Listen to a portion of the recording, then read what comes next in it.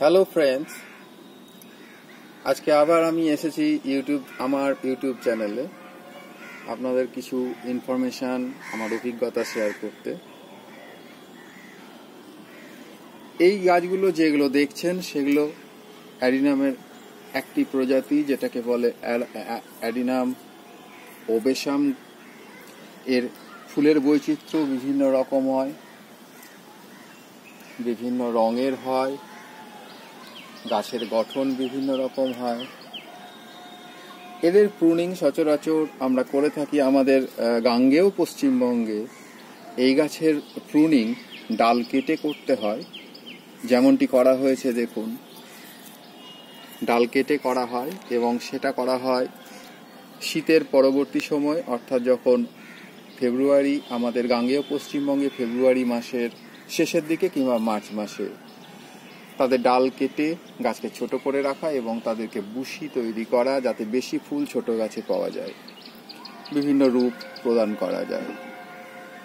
কিন্তু আমরা আর এক রকম প্রজাতির গাছ দেখব।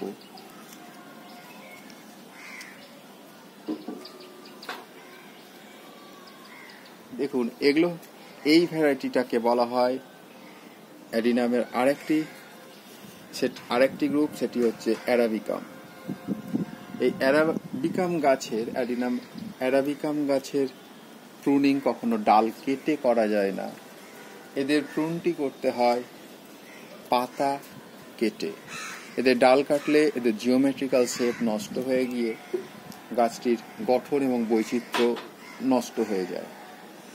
তো এবার এই গাছের প্রুনিং অনেকেই ভুল করে থাকেন। এই গাছের পাতার ঘনত্ব দেখুন অনেক বেশি, ভেতরে সূর্যের আলো পৌঁছানো কঠিন হয়ে যায়। সেই জন্য এই গাছকে বছরে অন্তত 3 থেকে 4 বার আমরা প্রুনিং করি। প্রথম পর্যায়ে করি যখন গাছ রিপোর্ট করা হয়, অর্থাৎ ফেব্রুয়ারি মাসের শেষে, মার্চ মাসে প্রথম যখন রিপোর্ট করা হয় তখন প্রুনিং করা হয়। দ্বিতীয়বার আমাদের এই গাঙ্গেয় পশ্চিমবঙ্গের আবহাওয়ায় রিপোর্ট করার পর গাছ যখন আহার গ্রহণ করে, খাদ্য গ্রহণ করে চাহিদাগুলো পূরণ করে এবং পাতা ছেড়ে যায়, গ্রীষ্মকালীন আবহাওয়ায় গাছ নিজের আভ্যন্তরীণ গঠন এবং খাদ্য গ্রহণ করে,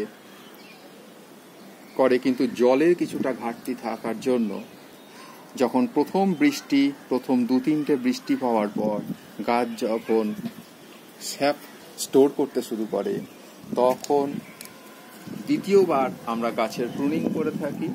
আর গাছের প্রুনিং পদ্ধতিটি আসুন একবার দেখিয়ে দিই।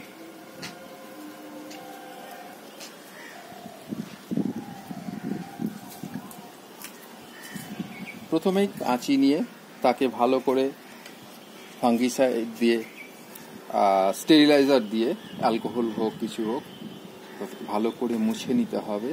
তুলো দিয়ে ভালো করে এটা মুছে নিতে হবে। তারপর খুব সাবধানতার সাথে পাতাগুলো কাটতে হবে। শুধুমাত্র এর ডাল কাটা যায় না, শুধুমাত্র পাতাগুলিকে কেটে ফেলতে হবে। এটি এখন আমি আদর্শ সময় মনে করি দ্বিতীয়বার প্রুনিংয়ের। তার কারণ হচ্ছে গাছ খাওয়ার ভেতরে স্টোর করতে শুরু করেছে। এবার জলের চাহিদা, বৃষ্টি আমাদের এখানে হওয়া শুরু হয়েছে, জলের চাহিদা পূরণের জন্য বা ভেতরে স্টোর করবার জন্য যে কাঙ্ক্ষিত প্রচেষ্টা এবার শুরু হবে। সেই কারণেই আমি এই সময় প্রুনিংটা করছি, যাতে করে আরো বেশি পরিমাণ ব্রাঞ্চেস পাই। দেখুন, এই গাছটিকে প্রুন করা হয়ে গিয়েছে। এই গাছের ব্রাঞ্চেসগুলোকে দেখুন, আরো বেশি ব্রাঞ্চেস পাওয়ার জন্য আরো বেশি সৌন্দর্য বর্ধন হবে ব্রাঞ্চেসের সাথে সাথে, সেই জন্য একে প্রুনিং কমপ্লিট করা হয়েছে। এবার নতুন করে পাতাও বেরোবে এবং নতুন ব্রাঞ্চ তৈরি হবে। কিন্তু কখনো অ্যারাবিকাম গাছের ডাল কেটে প্রুনিং করলে পরে গাছটির জিওমেট্রিক্যাল শেপ নষ্ট হয়ে পড়তে পারে। সেই জন্য আমরা কখনোই ডাল কাটবো না। দ্বিতীয়বার করব যে গ্রীষ্মকালের পাতাগুলিকে সব কেটে ফেললাম, আবার ঠিক বর্ষার পরবর্তী সময়ে আরেকবার প্রুনিং করব, অর্থাৎ 3 থেকে 4 মাস পর পর প্রুনিং করা প্রয়োজন, যাতে ভেতর অবধি সূর্যালোক পৌঁছতে পারে আর ফাঙ্গাল গ্রোথ থেকে তাকে রক্ষা করা হয়। এবং একাধিক আরও বেশি পরিমাণ ব্রাঞ্চেস পাওয়ার জন্য আমরা প্রুনিং করে থাকি। বর্ষার পরবর্তী সময় এই কারণেই বলি যে পাতার তলায় বিভিন্ন রকম পোকামাকড় বা ফাঙ্গাল গ্রোথ আসতে পারে, সেগুলিকে সরিয়ে ফেলার জন্য এই পাতাগুলি কেটে সরিয়ে ফেলি আর নতুন করে পাতা আমরা নিতে থাকি এবং ব্রাঞ্চেস পেতে থাকি। তার আগে আরেকটা কথা বলে রাখি, আমি যেটা করি সেটা 72 ঘন্টা আগে প্রুনিং করবার 72 ঘন্টা আগে গাছকে ফাঙ্গিসাইড দিয়ে ভালো করে ধুয়ে নিই। পুরো শুকনো দিনে পাতাগুলিকে কেটে ফেলি এবং পাতা কাটার পর আবার ফাঙ্গিসাইড দিয়ে ভালো করে স্প্রে করে দেব, যাতে কোনো রকম ফাঙ্গাল ইনফেকশন এই কাটা অংশ, কর্তিত অংশ দিয়ে না প্রবেশ করে। পরবর্তী ভিডিও নিয়ে আমি শীঘ্রই উপস্থিত হব। গাছের খাদ্য এবং গাছের কিছু সমস্যা আমি এর মধ্যেই শুনেছিলাম, সেই সমস্যাগুলি নিয়ে আলোচনা করব পরবর্তী ভিডিওয় আগামীকালকে। ধন্যবাদ বন্ধুরা।